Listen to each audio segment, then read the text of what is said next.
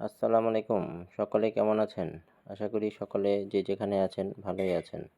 আজকের সংবাদ শিরোনাম: সরকারি কর্মীদের সর্বোচ্চ 20% মহার্ঘ ভাতা দেওয়ার চিন্তা করছে সরকার। চলুন বিস্তারিত সংবাদে।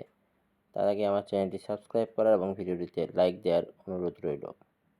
বিস্তারিত সংবাদ: সরকারি কর্মচারীদের গ্রেড অনুযায়ী 2 ভাগে ভাগ করে মহার্ঘ ভাতা দেবে সরকার।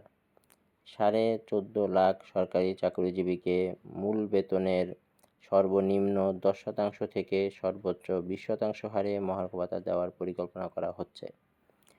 অর্থ মন্ত্রণালয়ের একজন কর্মকর্তা জানিয়েছেন, মহার্ঘ ভাতা বাস্তবায়ন নিয়ে মন্ত্রণালয়ের কর্মকর্তারা বুধবার সভা করেছেন।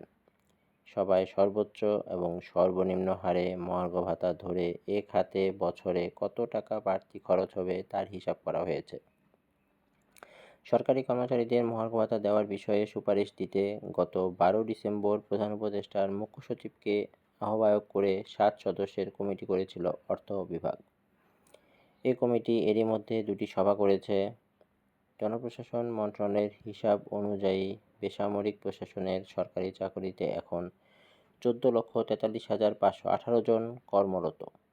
এর মধ্যে প্রথম থেকে দশম গ্রেডে 3,40,744 জন এবং 11 থেকে 20তম গ্রেডে 11,02,724 জন কর্মরত আছেন। সরকারি কর্মচারীদের মূল বেতনের ঠিক কত শতাংশ হারে মহার্ঘ ভাতা দেওয়া হবে তা এখনও চূড়ান্ত করা হয়নি।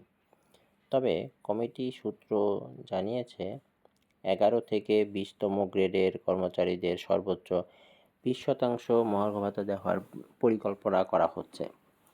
আর প্রথম থেকে দশম গ্রেডের কর্মচারীদের 10 বা 15% হারে ভাতা দেওয়ার বিষয়ে আলোচনা হচ্ছে। প্রায় 14.5 লাখ সরকারি কর্মচারীকে 10 থেকে 20% হারে মহার্ঘ ভাতা দিতে বছরে বাড়তি প্রায় 5,000 কোটি টাকা লাগবে বলে অর্থ বিভাগের এক কর্মকর্তা জানিয়েছেন। চলতি বছরের জানুয়ারি থেকেই এ ভাতা কার্যকর করা হতে পারে।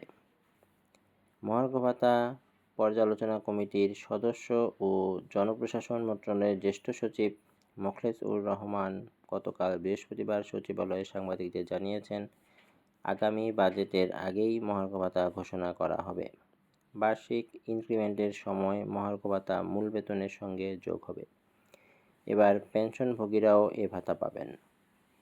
এদিকে প্রথম থেকে দশম গ্রেডের কর্মকর্তারা 20% এবং 11 থেকে 20তম গ্রেডের কর্মচারীরা 30% হারে মহার্ঘ ভাতার দাবি জানিয়ে আসছিলেন।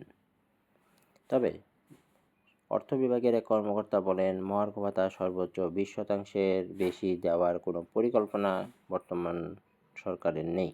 তো ভিডিওটি কেমন লাগলো?